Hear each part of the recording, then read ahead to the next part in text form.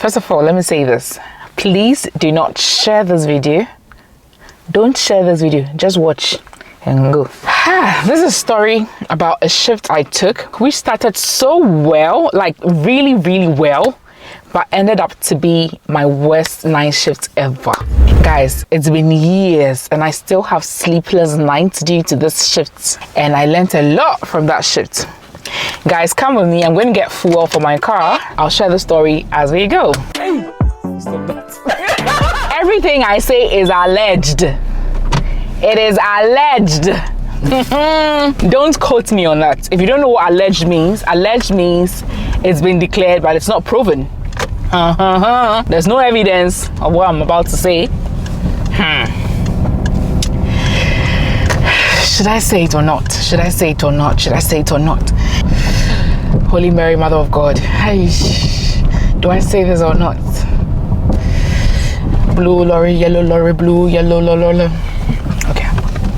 Okay, I'm gonna say it. So many years ago, many years ago, you know, it was during the time that the COVID was kind of like at its peak, right? And I had just signed up for this agency, okay? So if you don't know what agency is, it's like travel nursing in America. So basically they'll call you to do shifts in different homes when those homes are short or those hospitals are short. So I picked a shift in a care home. Allegedly, I picked a shift in this care home, and it was one of my very first agency shifts, okay? So I had actually prepared adequately for it, So I got there right on time. I was oriented to the area, and then they took me to the unit I was supposed to work. And then she handed over, just for the sake of this video, room 1, room 2, room 3, room 4. Then she gave me the keys to the medicines trolley. Then I said 4. She said, oh yeah, I forgot to tell you, we only have 4 patients, or let me say 4 residents. I'm like, 4 residents? Just 4 residents. Meanwhile, in the care home where I worked, it was usually 24 residents per night. And this is an agency shift, meaning I'm going to get more money than my usual shift. Meanwhile, it's only 4 residents. The amazing thing was that I had 2 care assistants. Can you imagine? 4 residents for an entire night, and I have 2 care assistants. And then it's because one care assistant was going to close at 11 p.m. It started as the perfect shift anyone could dream of, but it later ended in tears. It ended in 3D premium tears. Let's say around 8:15, the lady was done with handover. I started my medication rounds.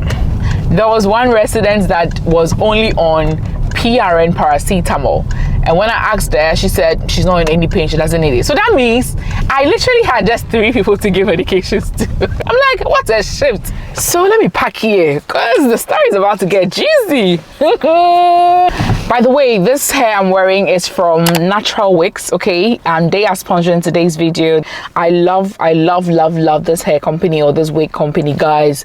The packaging is so nice, and then the packaging came with this silk scarf, and then there was this little booklet to help you maintain the wig and all that. But when you go on their website, they have so many wigs, so many beautiful wigs, and I love the kind of wigs that they have. They give you that, you know, natural girl classy look, you know. Obviously that's why they're called natural girl wig. So easy to wear, so easy to maintain. When I saw the price on their website, I was like, is she making profit at all? Because this is affordable. So this is their FINEAPPLE headband wig.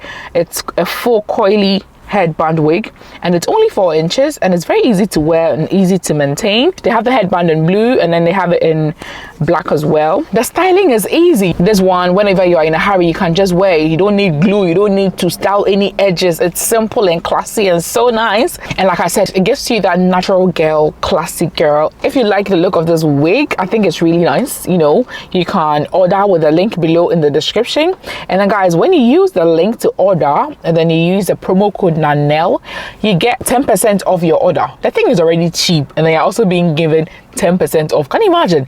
Just make sure you're using the link in the description and then the promo code NANEL, okay, to get 10% off your order, okay? Thank you, NaturalGirl Wigs, for sponsoring today's video. I really love my wig. Honestly, I think I'm gonna wear it more often than I thought.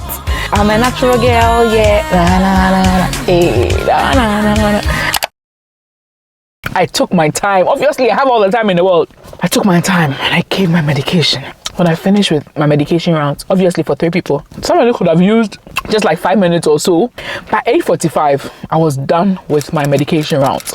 So I was done with my work, but I had 11 hours, 15 minutes left. Can you imagine? So I went on to the care assistant and then they were really nice. And then I said, oh, did they want me to help them? They said no. They are done changing the parts. They're just literally having a chat. Like there was nothing to do. And these residents were not like high dependency residents. Like most of them were able to do stuff by themselves. It was easy. So I'm like, okay, if you know me, I can be shushenemu. I don't know the English word for shushenemu. I like to show off, especially when I go to a new place. I want to show them that I'm a good nurse. So I went to the nurse's station. I tidied up the place. I just arranged everything well. So that like the next morning when they come, they'll see that like I've really arranged the place well. I did all that and it was like 9:15. How many hours left? I said, let me just recount the control drugs, okay? Just in case that maybe we didn't count well, let me just recount the control drugs. I recounted the control drugs. Everything was fine. The thing is, I was getting bored. So I said, let me read their care plans to see. Let me get to know the residents more. I read the care plans. I went to check on the residents to see if they were okay. They were already in bed. Some had already started sleeping. After all that, it was like 10 p.m. That means I still had 10 hours left. Guys, when you go on a shift and there's nothing to do, don't be too excited. And it's because of this story. Don't be too excited when you go on a shift and there's literally nothing to do. You know why? The devil will find work for you to do. I learned it the hard way. I did all the show-off things that I wanted to do. Then I said, let me check the vitals of the residents because obviously it was COVID. So temperature was quite important. So let me check temperature. Let me check SpO2. So I actually started a chat. I said, I'll do it 4 hourly or 2 hourly or whatever. And I'm like, no, you're going to disturb them. They are sleeping. They are okay. They don't need you to check them. I said, okay, I'll do it 4 hourly. Guys, after everything, I was just giving myself work to do. It was like 11. Then they had this beautiful lounge. Okay, I sat on the lounge for a while. Then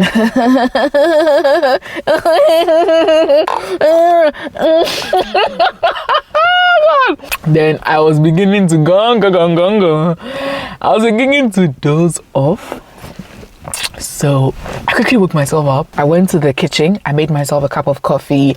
I enjoyed the coffee. Then I went back to sit at that same spot, you know. It was quite cool. It was quite cool and calm, you know. And I was just sitting there. And guys, I never knew coffee could disappoint you that much until that evening. I sat there and again I was gone. I was gone. Allegedly. Then